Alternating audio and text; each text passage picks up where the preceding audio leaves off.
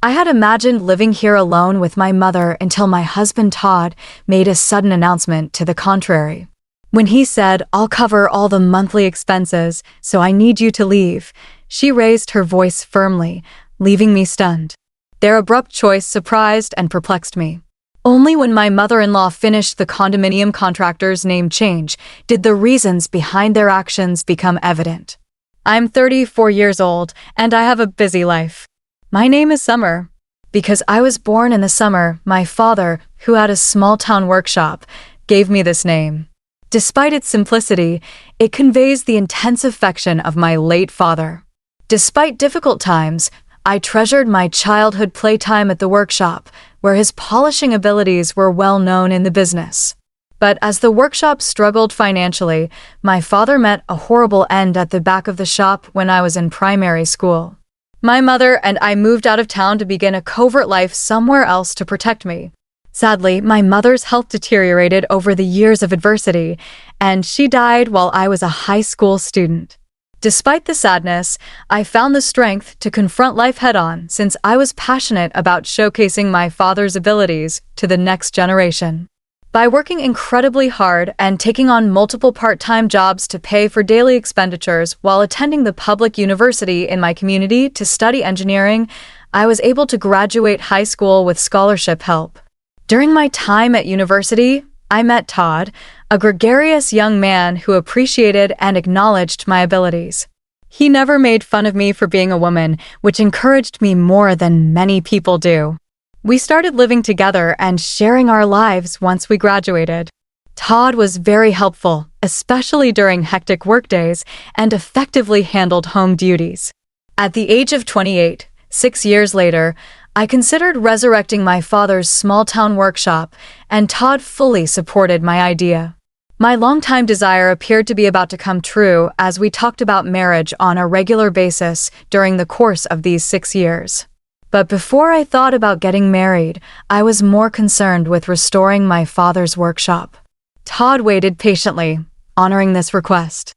I choose to use crowdsourcing to generate money, taking advantage of my status as a female engineer.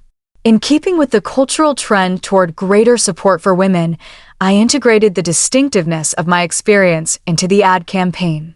After 4 years of hard work and careful preparation, I was able to bring the town workshop back to life with the help of the appropriate people and funds. I upgraded the factory's design and installed cutting-edge machinery, keeping in mind the former workshop's financial difficulties. I wanted to build a productive and female-friendly workplace by putting in place processes and facilities that were supportive of women. As a result of these efforts, the workshop's standing in the industry swiftly rose to the top. My achievement may seem like luck to some, but it was the consequence of many obstacles and a lot of hard work. My university companion, Todd, was the most aware of this. However, Todd had difficulties in his profession. He continued to work as a rank-and-file employee while his coworkers advanced. "You're really lucky to have succeeded. There must be someone better for you than me, right?" he said dispassionately as he began to vent his frustration. I repeatedly reassured him that my success wouldn't have been possible without his unwavering support. I genuinely believed his involvement in my life and career was indispensable. To express my deep gratitude and love, I proposed marriage. I valued his special presence, pure and warm-hearted sensitivity, bringing happiness to my everyday life. Despite finding great comfort and solace in his presence, I began noticing changes in his heart. Over the 10 years since we became adults, my hope was to dispel his insecurities through marriage. Upon deciding to marry, we rushed to inform our families. Contrary to my expectations, Todd's family home was an old, decaying wooden house that raised concerns about its stability. When Todd's mother first saw me, she remarked, "You're the daughter of the wealthy business owner they often talk about," reflecting my past fundraising and media exposure. In the pursuit of success, I had emphasized the importance of first impressions, but the reality of Todd's family background differed from my expectations. I dedicated considerable time and effort to my attire and appearance, aiming for a suitable impression. However, from my mother-in-law's perspective, my outfit might have appeared flashy and excessive. She started speaking in a sarcastic tone, implying that I owed my appearance to Todd's assistance. Despite feeling grateful, I sensed tension as I entered their quite old house. Todd seemed to have something on his mind, but remained silent. His father, in tattered clothes and with a restless demeanor, reflected the atmosphere of the home. Apologizing for the state of their house, he acknowledged its issues and conveyed that it might differ from the appearance of a wealthy household. Trying to calm myself, I internally took several deep breaths. Each time I made a casual remark, Todd's parents responded with comments about how rich people have different ways of thinking and values than common people like us, making genuine conversation difficult. Back at home, I asked Todd about his parents' views on wealth, and he shared surprising facts. Since childhood, he was taught that fancy apartment buildings were probably built on wrongdoing and wealthy people engaged in shady dealings. They were believed to lack understanding of others' feelings or hardships, and Todd was advised to avoid befriending children from wealthy families. Although I hadn't grown up in a wealthy family myself, I found it intriguing to understand the roots of his parents' strong feelings. Even afterward, Todd's parents disapproved of our relationship. His mother often expressed concern about me making him do too much, while his father advised him not to let married life be completely dominated by his wife. These sentiments seemed to contribute to Todd's declining self-esteem.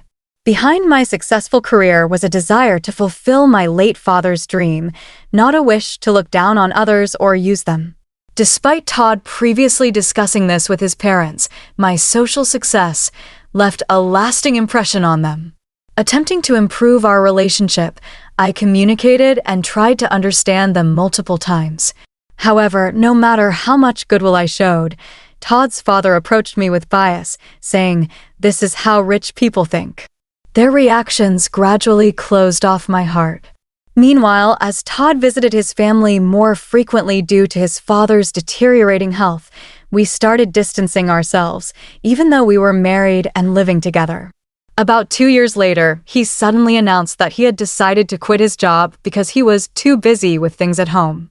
I was infuriated that Todd made such a significant decision without discussing it with me first. At that point, our relationship had deteriorated into a mere formality, lacking meaningful and sincere communication. He claimed to be busy with housework, but in reality, he frequently visited casinos and racetracks. When I confronted him about his actions, Todd dismissively suggested hiring a professional housekeeper, stating that he wasn't my servant and we had enough money to cover the expense. His words left me deeply shocked and at a loss for a response. Around that time, Todd's father's health worsened, and he passed away 2 months after receiving this news.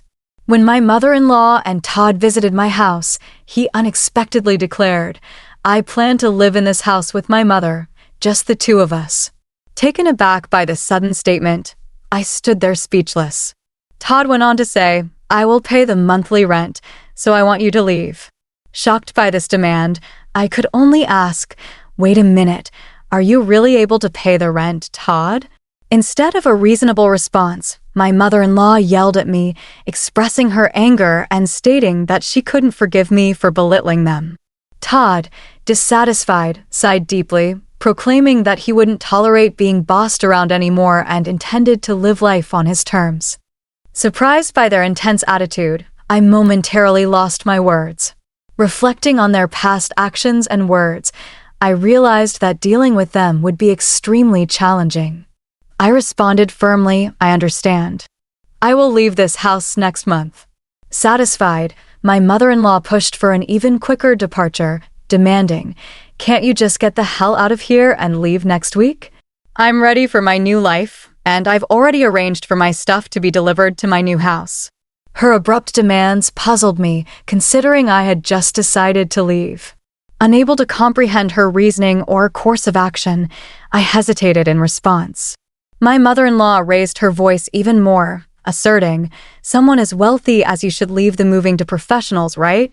She repeated a sarcastic phrase, implying that she viewed the wealthy as something special or different. Initially, I considered it proper for them to move to a new place since I was the one who contracted for the house. However, my mother-in-law continued to assert strongly, "This house belongs to Todd. No matter how much you earn, I won't allow you to hide that fact." Behind her words, I sensed a message that my higher income shouldn't make me feel superior to Todd. Looking at Todd's changed and gloating expression, I questioned why I had invested so much time in such a person. In this unbearable situation, where living with them seemed insufferable and I wanted to avoid sharing the same space, breathing the same air, I concluded that it was time to seriously consider divorce. Understood. This weekend, I'll proceed with the moving arrangements, handling all necessary document changes and procedures. When I responded in a soft tone, Todd and his mother exchanged glances, smirking triumphantly, as if a long battle had ended and they had finally won. Immediately, I began searching for vacancies in apartments and condos, also looking for a reliable moving company. Amidst my busy days, including work-related business trips, returning home, I found Todd deep in sleep, seemingly ignoring my existence. On the weekend, he calmly signed the divorce papers without displaying any emotion. Meanwhile, his mother was receiving explanations from the real estate agent about the rental agreement and signing the contract. I was particularly concerned about whether she truly understood the high rent of $66,000. After completing all the procedures, I found myself walking alone toward a new place, with a high-rise condo behind me. The new apartment, a one-bedroom with secure surroundings, was perfect for me living alone. During the move, I decided to discard many unnecessary things, clearing both my room and my mind for a fresh start. Decorating the space to my liking was an enjoyable time for me. Gradually immersing myself in the new lifestyle, thoughts of Todd and his family started to fade. Although I couldn't completely erase them from my mind, reflecting on the memories with Todd and the challenging times we had overcome together, I never imagined our relationship would end this way. Especially during our university days, when we struggled financially, we supported each other's livelihood. The strain that developed over time was deep and immeasurable. However, I later came across shocking information. When I coincidentally reunited with a university friend, she told me rumors of Todd floating around in city clubs. Also, a former neighbor from where I used to live mentioned seeing my ex-mother-in-law frequently entering and exiting a luxury foreign car. They described them wearing unfamiliar luxurious fur clothes and speaking completely differently than before. Hearing about their lavish lifestyle, I couldn't believe they once looked down on the wealthy, particularly after I had distanced myself from that life. I saw how much they had transformed. Then, unexpectedly, 2 months later, I received a call from Todd. "I really need your help." His voice conveyed a level of desperation I had never heard before. I had not expected to hear from him in such a manner after our one-sided relationship ended. "Actually, we've gotten ourselves into some unexpected trouble." What exactly happened? Todd's response indicated that the events had begun 3 months prior. He was shocked to learn the astonishing truth through a call from his mother. "I hit the jackpot in the lottery. Can you believe it? $30 million. She had apparently been buying lottery tickets in the past, and this time she had won an amount beyond her wildest dreams. "Is that really true, or is it a joke?"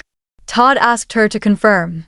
After checking the lottery numbers multiple times herself, the ex-mother-in-law assured, "There's no mistake. I checked it over and over. We are so unbelievably rich now.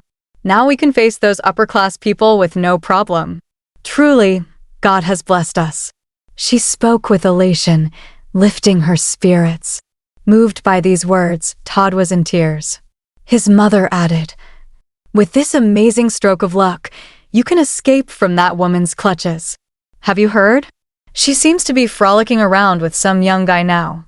Such a woman should be kept at a distance." These words pushed Todd further, and his pent-up anger and frustration boiled over. Now that we've acquired wealth, I won't be controlled by her. We won't have anything to do with her anymore, he declared with a trembling voice. Informing me of our disconnection, it became evident that during these events, a common goal had emerged between them to completely exclude me. Subsequently, they began a lavish lifestyle in a downtown luxury condo, seemingly spending extravagantly every day. Todd used his savings liberally, and the ex-mother-in-law spent her late husband's inheritance without any reservations. Excited, they decided to go to the nearest bank to cash in the lottery ticket. However, at the bank, they faced a shocking truth. The lottery ticket they brought was from the previous year. Disbelief and dismay spread across their faces. It turned out the ex-mother-in-law had been comparing last year's lottery ticket with this year's winning numbers. Amidst this commotion, there was a deep-seated fear that somehow I would take their wealth from them. Surprised upon hearing their story, I was at a loss for words. "That's truly unfortunate and sad," I conveyed my sympathy. Just as I was about to end the call, Todd spoke up again, asking, "But we should have a right to alimony, right?" Continuing to claim without any basis, he added, "You were cheating, right? On that fact alone, we should be able to claim alimony." Explaining his situation, Todd felt stressed about the house and believed he had the right to demand alimony.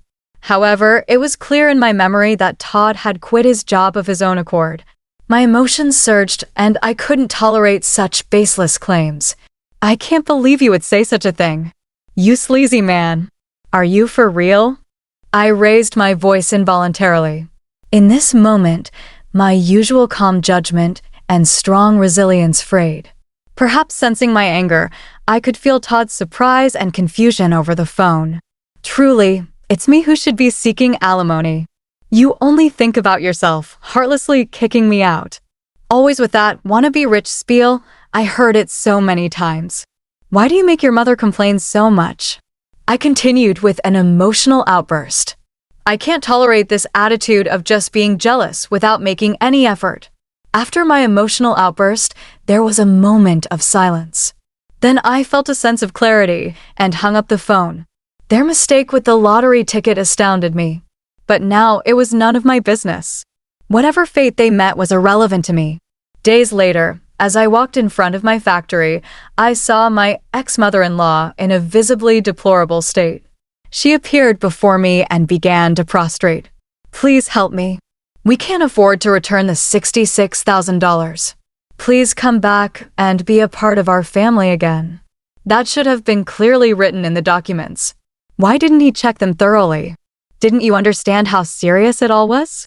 And about that lottery ticket. I murmured slowly, choosing my words carefully. "Will you truly abandon a mother and child struck by such misfortune?"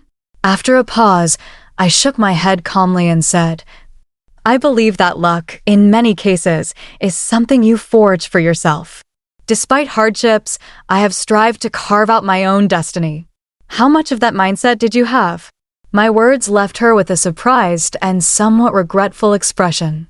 Struggling to find a response, I walked past her and started walking in the direction of the building. After a short walk, I turned around to find my former mother-in-law still standing there. But I never looked back again and kept walking, focused on the path ahead. As expected, Todd and his mother were eventually evicted from the luxury condo. They chose an old wooden shack as their new dwelling. Having spent all their savings, now they spend their days working various part-time jobs to support themselves and save for the future.